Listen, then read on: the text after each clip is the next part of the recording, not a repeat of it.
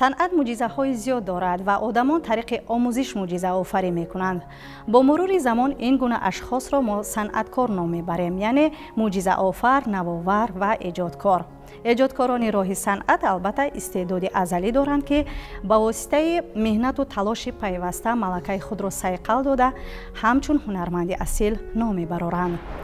امروز باشد ما در سلسله برنامه نقش نفری را دعوت نمودیم که از گلگشت هنر و مهارتش و از باغ ایجادش بوی امید می آید. نو بس از جوانی الکی توانسته است که در چندین فیلم های حرفه‌ای نقش اساسی را بازد. این هم باشد هنرمند جوان جاویدان محمدов هستند. درود به شما، خوش آمدید. سلام علیکم. درود به کل بیننده های تلویزیونی سفینه. سلامت باشید. جاویدان، ما آگاه هستیم که شما از اول در راه ایجاد هستید، یعنی هم رسام هم هیکل‌تراش. یعنی چگونه این پیراه را شما طی نمودید؟ این آرزو و آمالتان بود، تلاش کردید؟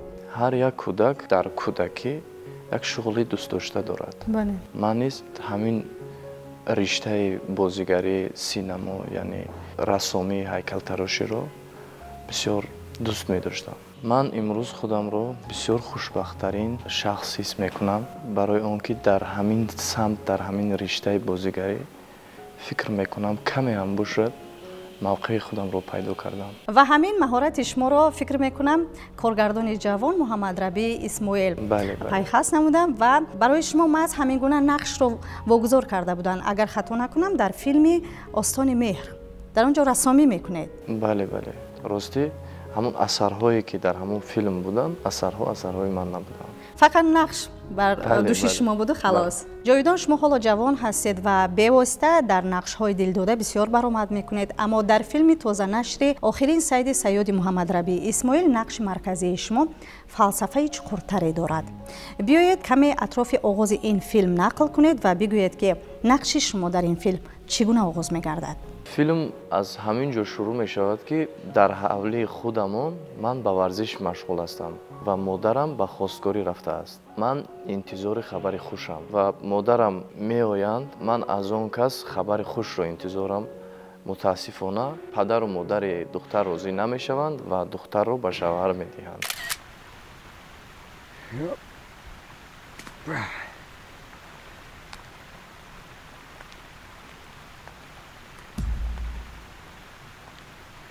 چی گفتن آچه؟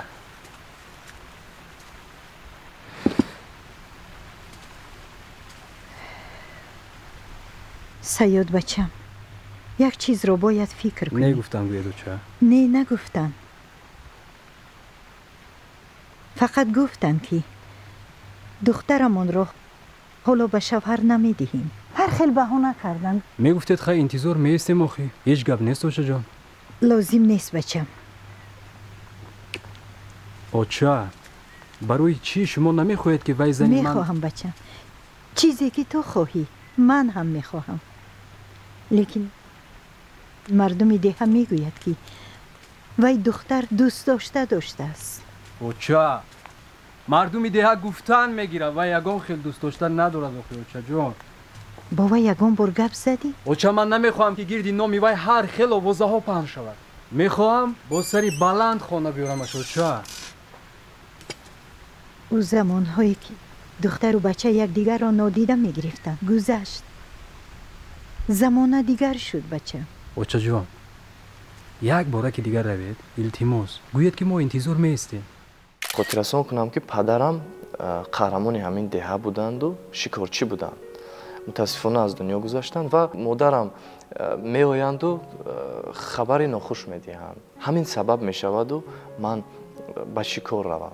راه افتاده می شوید؟ بله، راه افتاده می شوم و تا سعی شکار نکنم، یعنی مثل پدر قهرمان نشوم، به دهه بر نمیگردم. شما در این فیلم نه تنها قهرمان اساسی بلکه یک جوان زندگی فهم و زنده دل و نوترس و بغیرت هستید. اصلا تاریخ انتخاب شما به صفت همین قهرمان چگونه صورت گرفت؟ من ختم کرده هنرهای زیبای روسیه می باشم. راستی در تحصیل ها به وطن می آمدم، یعنی به تاجیکستان، و با کارگردان شناخته محمد ربیع اسماعیل همکاری داشتیم و یک روز زنگ میزنند که کاستینگ هست، اومده خود رو یعنی بسنجید. مهارت هنرپیشگی خود. بله آن سال من کورس چهارم بودم، کورس چهارم میخوندم. رفته اشتراک کردیم در کاستینگ. بعد از چند روز دعوت کردند که یک چند نفر انتخاب شدگی چهره من موافق اومد، گرچنده که من در همین نقش باوری نداشتم که مرا میگیرن، چون که اون قهرمان در دهه بود، یعنی که شکارچی بود، یعنی که اسب میدواند. من باوری نداشتم که مرا در همین فیلم میگیرن. نمیجنبیم.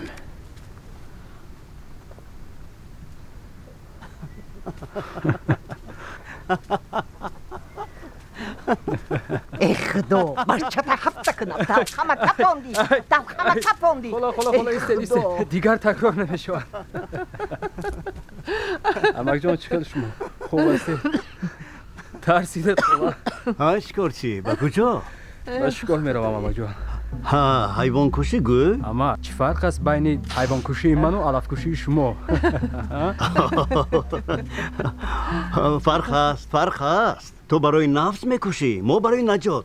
علفهای من طبابتی اند. امک شکارچگی کسبی بابایی است، باید دانید. من روم یگان صید خوب پیدا کنم. ناگفته نماند. اگر امروز شکارم آمد کند با این کمان، آخرین صیدم رو میزنم. نغزگو برای کار. خیر خاله جان. خیر. بگو خونه بیا، طالب باید بیاید. ما میروید چی؟ میبینیم علفهای لازمی را جمع کردیم، هوا هم خنک میشود. واقعا همین فیلم تا اندازه انعکاس کرده توانست جسارتی تاجیک پسری که مثلا با حمایه ناموس دختری افغان برمیخیزد، این است محک اساسی، ولی در برابر این حمایه مرز و بوم است. و این فیلمنامه از روی اثر ابرار ظاهر به نوار گرفته شد و در آن واقعا هنرمندان بسیار فعال، بسیار حرفه‌ای تاجیکستان نقش آفرینی کردند، از جمله محمد علی محمدوف، قربانی صابر، بعداً خب بسیار هنرمندانی که از جهت کسبی سطح بلند داشتم.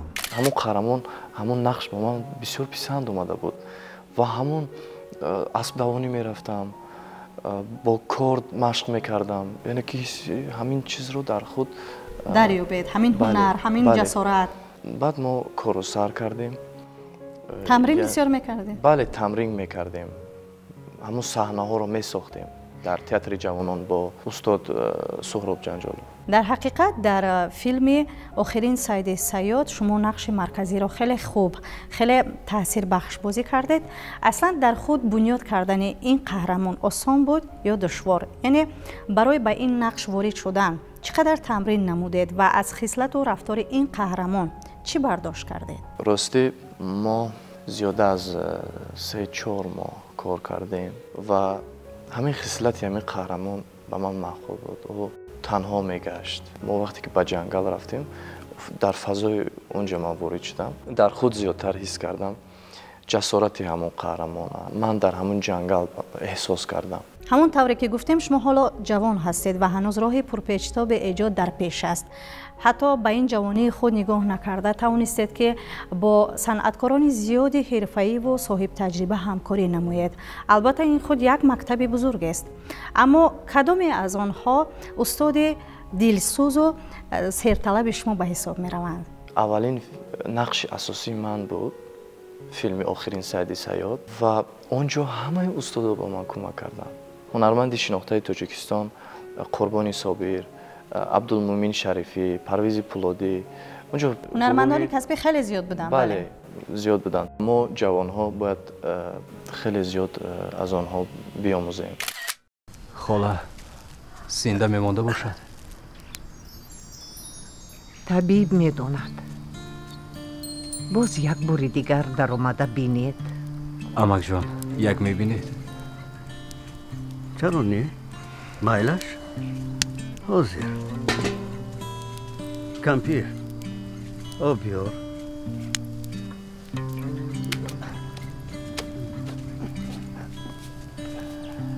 همون طوری که شما گفتید بعد از عصبانی شدن راه افتاده شدن راه پیش میگیرید سوی جنگل، یعنی پیش خود مقصد میگذارید که بعد از 99 شکار خود صدوم اون رو نیز یعنی که شکار کنید. در این حالت شما یک دخترک نازنینی رو میبینید که از هوش رفته است، همینطور نه؟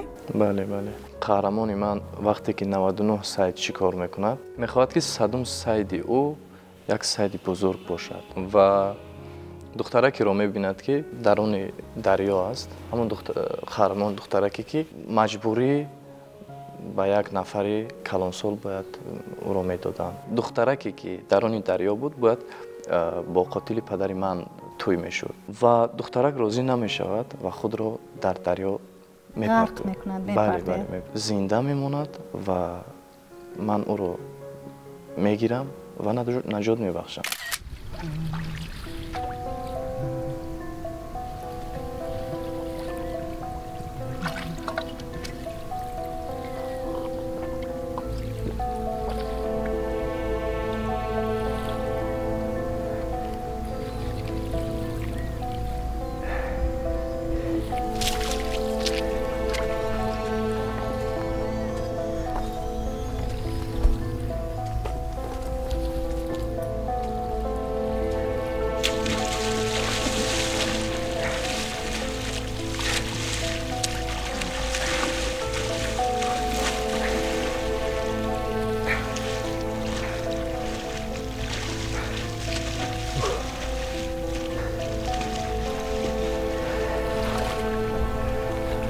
Hey! Hey! Hey!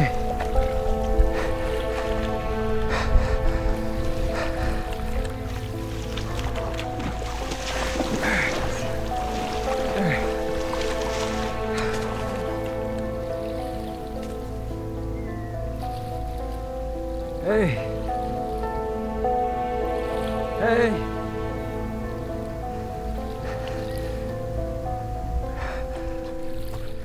صحنه‌های خاطرمان خیلی زیاد بودند و هر یک کمبودی‌های ما رو اصلاح می‌کردند. یعنی که من نیز می‌خواستم که کمبودی ما رو بگویند. یک روز پیش ما تیاری می‌دیدیم و با اونها یعنی کار می‌کردیم. وقتی که دخترک تبوبت می‌شود یعنی که با پا می‌خیزد، اینجا اینها از سرحد می‌گذرند با کوفت و کوی دخترک می‌آیند تا دخترک رو گرفته برند. اونجا ما با این شخصان وا میخوریم و من قاتل پدرم رو از اونجا میشناسه؟ از اونجا میشناسم. بله.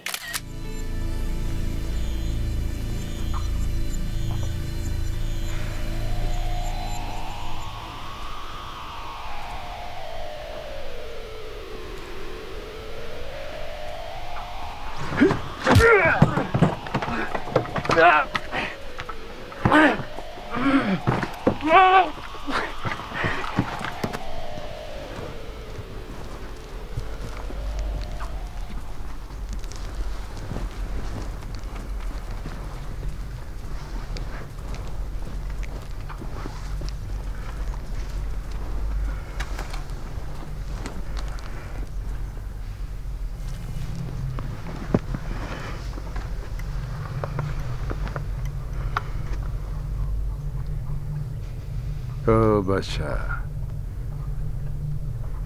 خانمی من کجاست؟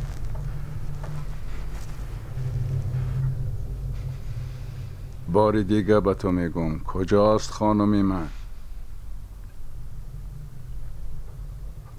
من از کجا دانم؟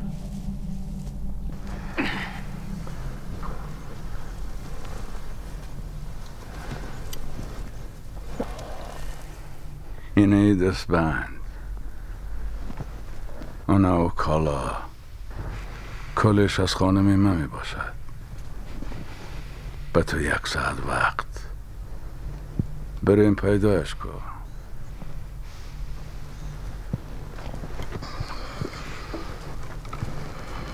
وگرنه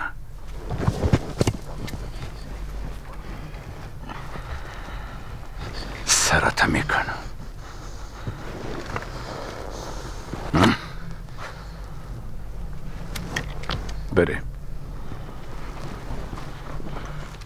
محمد ربی یک تیم خوب انتخاب کرد که برای گروه خوب انتخاب کرد که این فیلم رو فیلم آخرین سعید رو به نوار گرفتند. از آن جمله خودی کارگردان محمد ربی اسماعیل و خودی رسام لطفالله نعمتوف، آرایش کاستیوم لباس شهرت جان کمالوف و نواربردار نوروز سعیدوف که این فیلم رو به نوار گرفتند و دیگر شخصیت ها از آن جمله هنرمندان خیلی خوب رو حرفه‌ای رو انتخاب کردند و این فیلم رو به نوار گرفتند. بیاید بیشتر از فیلم مذکور حرف زنیم. بسیار صحنه‌های عجیب دارد، خصوصا در منظره‌های زیبا و بر هوا. این فیلم نواربرداری شده است که به گفتن تمام نمی‌شود. همینطور نه؟ درست. یکی از مکان‌های زیبای تاجیکستان ویشاب عینی آنجا بودیم و یکی از باز زیباترین منطقه تاجیکستان بیشه پلنگان زیادش در بیشه پلنگان ثبت شد. یعنی برای نواربرداری این فیلم کارگردان بیشتر منظره‌های زیبا و منظره‌های تاریخی را استفاده برده است. اصلا تاجیکستان خود یک مملکت زیباست و فکر میکنم برای روی کار آوردن یک فیلم کارگردان ها تنقیسی هم نمیکشند، چون که به نهایت موضوعهای خوب داریم، موضوعهای تماشاباب داریم. در عینی به نوار گرفتیم و آمدیم. بعد از چند روز با تیار شدیم، آماده شدیم و 25 روز دیگر اگر خطا نکنم در بیشه پلنگان بودیم. در این فیلم حتی مناقشه و کشمکشی های تن به تن را دیدیم. یعنی هنرپیشه خلقی تاجیکستان قربان صابر همون طوری که گفتیم دشمن اشدی شما را بازیدند. اصلا چگونه صورت گرفت ثبت محض همین مبارزه ها اگر سیر نباشد چند مراتبه کوشش ثبت کردید؟ یعنی به زبان سینما حرف زنیم در چند دوبل این صحنه ها ثبت شده است. من اگر خطا نکنم این صحنه ها رو ما در 2-3 دوبل گرفته بودیم. البته در رفتی ثبت ما لط میخوردیم، میغلطیدیم، بعضی جاها بسیار خطرناک بود. همین خیلی ثبت شد.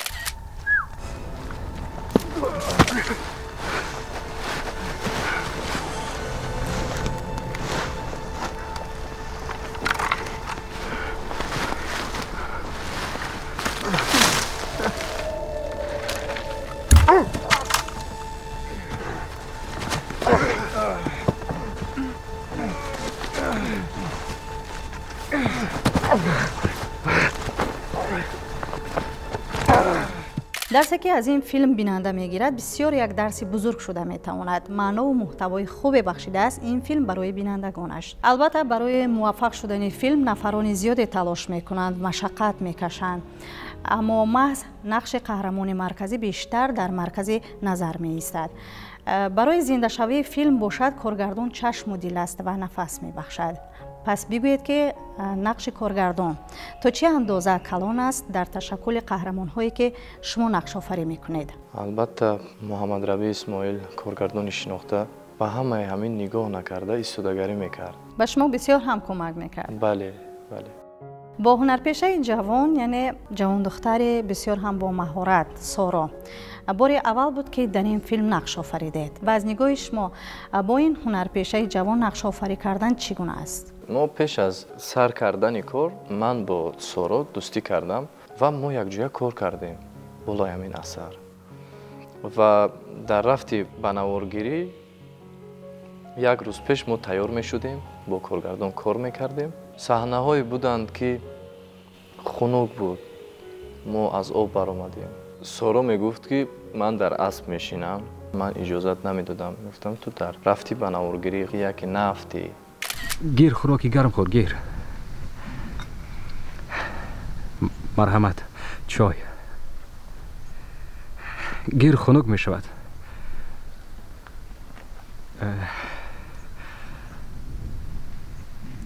نامت پری است.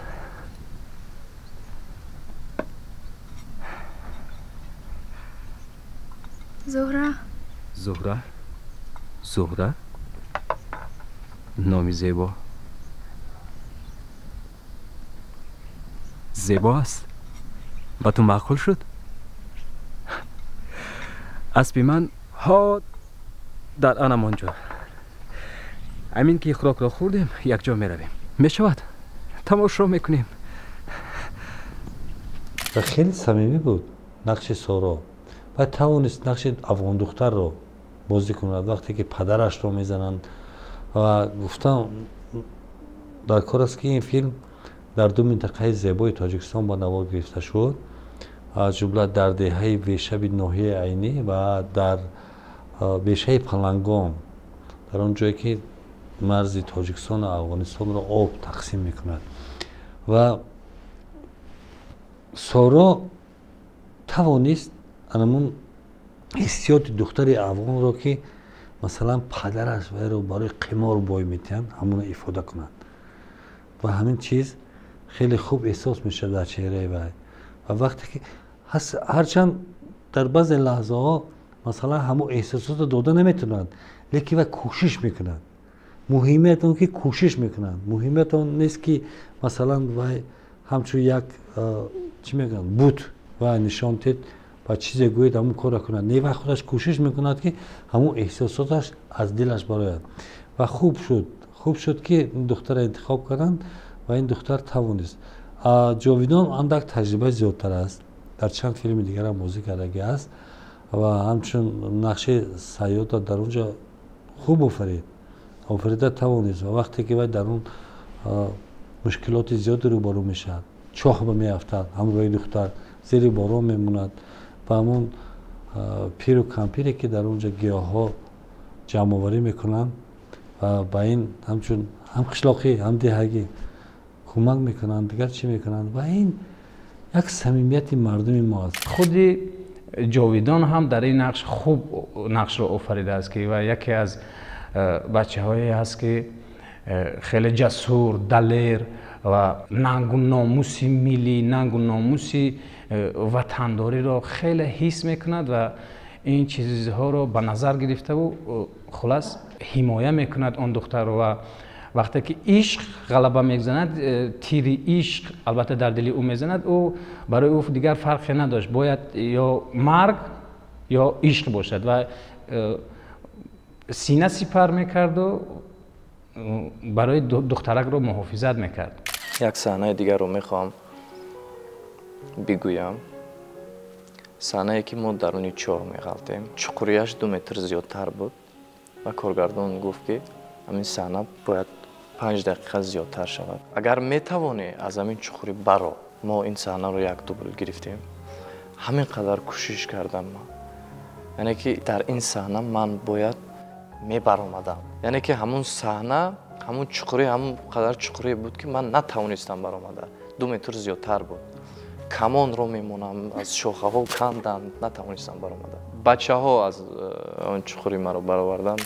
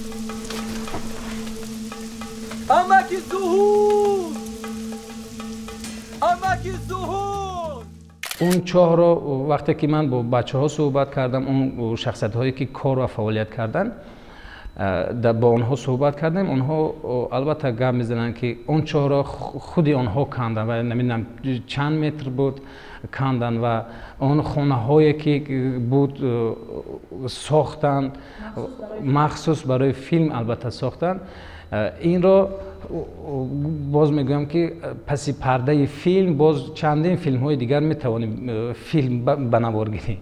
بسیار گروهی کاری خوب بود. بله. بچه ها خیلی با محبت کار میکنند در فیلم. از همه خرسندی آورش در آن است که این فیلم به نیکی انجام می‌یابد. بله. یعنی دو دل داده اگر خطا نکنم به آرزوی وصل همدیگر میرسند، توی میشوند. اما تا به این سطح و درجه رسیدن برای دو قهرمان آسان نبود، چون که مخالف و دشمنان زیاد بودن، خلل وارد میکردن. همینطور نه؟ یعنی که فیلم همین خیلی به انجام می‌یابد که من قاتل پدرم رو از بین میبرم. شخصی که بدی میکند این چیز خوب نیست.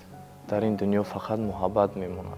انجامش چنین است که ما با سارا توی میکنیم. اینجا مبارزه به امانی روانی نیز وجود داشت، یعنی اراده مستحکم دو قهرمان نگذاشت که آنها مغلوب و دلشکسته گردند و نهایت همانطوری که گفتیم قوه نیکی بر بدی غلبه میکند. بچه ها زود باشه، اطراف را از نظر گذرونید.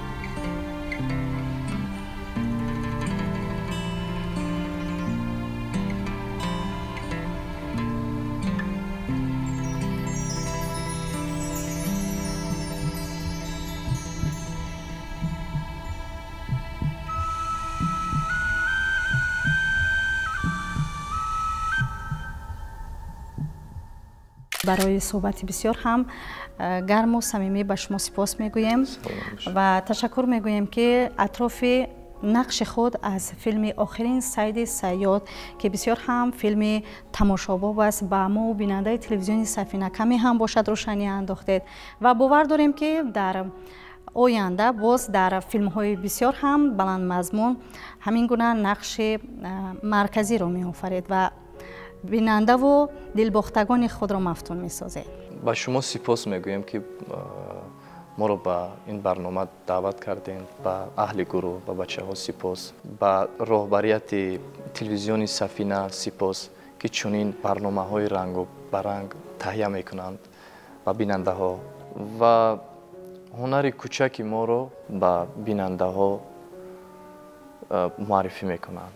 سپاس. به شما نیز سپاس برای یک صحبت گرم و صمیمی. عزیزان، هرگاهی که ما با هنرمندان هم صحبت می شویم جهان معنی می برداریم. نوبس از آنه که این هنرمند جوان است یا بزرگسال، زیرا هر یک مهمان برنامه ما الکی در راه صنعت راست ایستاده، تأثیرات و گفتنی های زیادی دارند و تجربه شان نیز موافق تاریخ ایجاد خود گوناگون است و پربار. چه خیلی که خود دیدید و شنیدید، قهرمان امروزه ما نیز به جوانی خود نگاه نکرده در این پیشه مشقت پرور، کسب دوست و هنرمند اصیل است. اینجا با شما خیر میگویم عزیزان تا برنامه های آینده.